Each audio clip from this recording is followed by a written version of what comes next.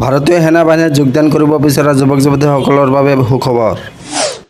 যিসকল যুৱক যুৱতীয়ে সেনা বাহিনীত যোগদান কৰি দেশৰ সেৱা কৰাৰ ইচ্ছা মনত পুহি ৰাখিছে, তেওঁলোকৰ বাবে ভাৰতীয় বায়ু সেনাই এক প্ৰত্যাশিত খবৰ আনিছে। ভাৰতীয় বায়ু সেনাই অগ্নিবীৰ বায়ু 2025ৰ নিযুক্তিৰ অধিসূচনা প্ৰকাশ কৰিছে। এই অধিসূচনাত আবেদনৰ তাৰিখ, প্ৰাৰ্থীৰ যোগ্যতা আৰু বয়স আদি প্ৰয়োজনীয় সকলো তথ্য উল্লেখ কৰা হৈছে। যিসকল ইচ্ছুক প্ৰাৰ্থীয়ে এই পদসমূহৰ বাবে আবেদন কৰাৰ কথা ভাবিছে, তেওঁলোকৰ সুবিধাৰ বাবে সবিশেষ তথ্য উল্লেখ কৰা হৈছে। অগ্নিবীৰ বায়ুৰ বাবে এই আবেদন প্ৰক্ৰিয়া অহা বৰ্ষৰ 7 জানুৱাৰীৰ পৰা আৰম্ভ হ'ব। ইচ্ছুক প্ৰাৰ্থীসকলে 27 জানুৱাৰীলৈকে এই পদসমূহৰ বাবে আবেদন কৰিব পাৰিব। প্ৰাৰ্থীসকলে নিৰ্ধাৰিত দিনৰ ভিতৰত অফিচিয়েল ৱেবছাইট অগ্নিপথ-বায়ু.cdac.in ত গৈ আবেদন কৰিব পাৰিব। অগ্নিবীৰ বায়ু পদত আবেদন কৰিবলৈ প্ৰাৰ্থীসকলে ভাৰতীয় বায়ু সেনাৰ অফিচিয়েল ৱেবছাইটত গৈ নিযুক্তিৰ অধিসূচনা পৰীক্ষা কৰিব পাৰিব।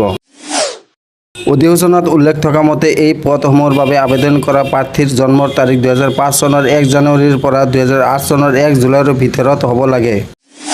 প্ৰকাশিত অধিসূচনা অনুসৰি যদি কোনো প্ৰাৰ্থীয়ে বাছনি প্ৰক্ৰিয়াৰ সকলো পৰ্যায় উত্তীৰ্ণ হয়, তেন্তে নামভৰ্তিৰ তাৰিখ অনুসৰি তেওঁৰ সৰ্বোচ্চ বয়স 21 বছৰ হ'ব লাগিব। বিজ্ঞান শাখাৰ বাবে পৰীক্ষাৰ্থীয়ে গণিত আৰু পদাৰ্থ বিজ্ঞানত 50% নম্বৰ লৈ দ্বাদশ শ্ৰেণী উত্তীৰ্ণ হ'ব লাগিব। একে সময়তে পৰীক্ষাৰ্থীয়ে ইংৰাজীতো 50% নম্বৰ লাভ কৰি উত্তীৰ্ণ হ'ব লাগে। 50% নম্বৰ লৈ ইঞ্জিনিয়াৰিং ডিপ্ল'মা কৰা প্ৰাৰ্থীসকলেও আবেদন কৰিব পাৰিব। বিজ্ঞানৰ উপৰিও যিকোনো ষ্ট্ৰীমৰ পৰা 50% নম্বৰ লাভ কৰা দ্বাদশ শ্ৰেণী উত্তীৰ্ণ হোৱা প্ৰাৰ্থীসকলেও আবেদন কৰিব পাৰে। যোগ্যতা সম্পৰ্কীয় অধিক তথ্যৰ বাবে প্ৰাৰ্থীসকলে মুকলি কৰা অধিসূচনা পৰীক্ষা কৰিব পাৰে। প্ৰাৰ্থীসকলে পদসমূহৰ বাবে আবেদনৰ বাবে 550 টকা পৰীক্ষা মাচুল আৰু GST দিব লাগিব। ডেবিট কাৰ্ড, ক্ৰেডিট কাৰ্ড বা ইণ্টাৰনেট বেংকিংৰ জৰিয়তে আবেদন মাচুল পৰিশোধ কৰিব পাৰিব। ইচ্ছুক প্ৰাৰ্থীসকলে এই নিযুক্তিৰ বাবে আবেদন কৰিব পাৰিব। আবেদনৰ বাবে প্ৰথমে অফিচিয়েল ৱেবছাইট অগ্নিপথ-বায়ু.cdac.in লৈ যাওক। অগ্নিবীৰ বায়ু নিযুক্তি 2025ৰ লিংকত ক্লিক কৰক। এতিয়া পঞ্জীয়ন কৰি আবেদন পত্ৰ পূৰণ কৰি নথিপত্ৰ আপলোড কৰক।